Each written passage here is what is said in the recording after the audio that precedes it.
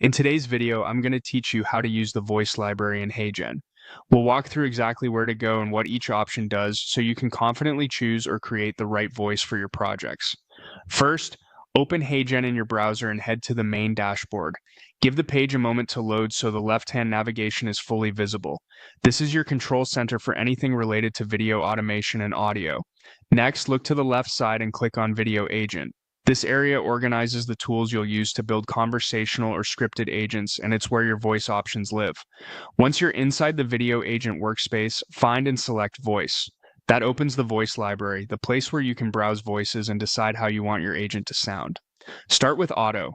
This option helps you move quickly by automatically choosing a voice that fits general use cases. It's great when you want to get moving without spending time on details. Think of it as a sensible default that aims for clarity and natural pacing, especially useful for straightforward demos or tutorials. If you want something more personal, choose Clone Your Voice. This is designed to create a synthetic version of your own speaking style. Use it when brand consistency matters or when your audience expects to hear you.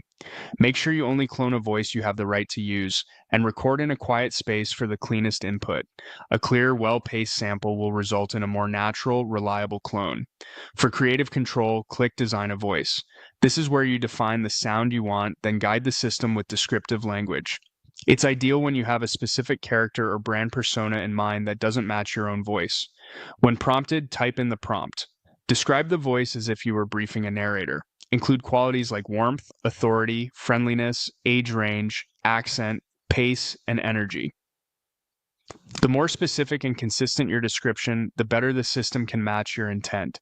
For example, you might specify a calm, mid-tempo voice with a neutral accent and a supportive tone for onboarding content. Finally, if you already work with other voice tools, click Import from Third Party. This lets you bring approved voices you've created elsewhere into HeyGen so everything stays in one place.